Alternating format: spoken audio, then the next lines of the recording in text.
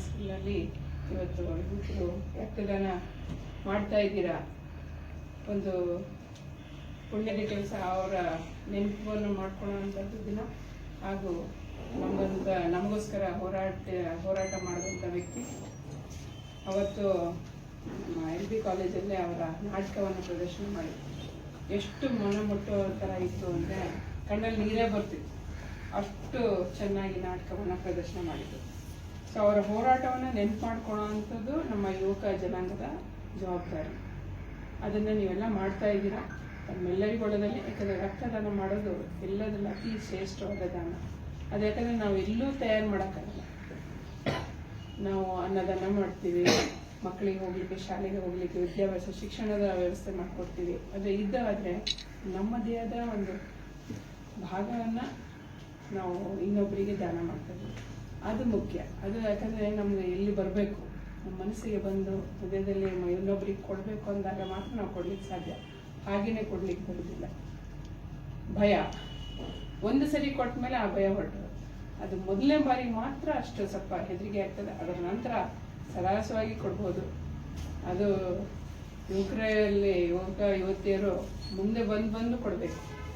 ಈ ಕ್ಯಾಂಪಿಗಿಂತ ಅವರ ಒಂದು ಈಗ ತಂದೆ ತಾಯಿಯವರ ಹೆಸರಲ್ಲಿ ಅಥವಾ ಅವರ ಒಂದು ಹುಟ್ಟುಹಬ್ಬದ ಕಾರಣ ಇದರಿಂದ ಅಥವಾ ಅವ್ರದ್ದೇ ಹುಟ್ಟುಹಬ್ಬ, ತಂದೆ ತಾಯಿಯವರ ಅಥವಾ ಅಜ್ಜ ಎಂದಿದ್ದರ ಹುಟ್ಟುಹಬ್ಬ, ಯಾವುದೋ ಒಂದು ಸಾಂಕೇತಿಕವಾಗಿ ಕೊಡ್ತಾ ಹೋದಾಗ ನಮಗೆ ಅಭ್ಯಾಸ ಆಗ್ತದೆ.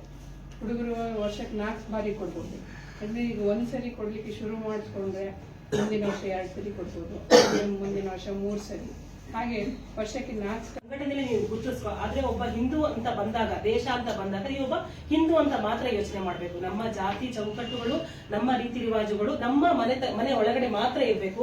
ಸಮಾಜದ ಮಧ್ಯದಲ್ಲಿ ನೀವು ಒಬ್ಬ ಹಿಂದೂ ಆಗುವ ಒಂದು ಧ್ಯೇಯ ವಾಕ್ಯವನ್ನು ನಾವೆಲ್ಲರೂ ಕೂಡ ಅಳವಡಿಸ್ಕೊಂಡು ಬಂದಿದ್ದೀವಿ. ಮುಂದಿನ ದಿನಗಳಲ್ಲೂ ಕೂಡ ಅವರು ಕೊನೆ ಉಸಿರಿರುವವರೆಗೂ ತಾಯಿ ಭಾರತೀಯ ಸೇವೆಯಲ್ಲೇ ಕೂಡ ಅವರು ಜೀವನ ತ್ಯಾಗ ಮಾಡಿದ್ದಾರೆ.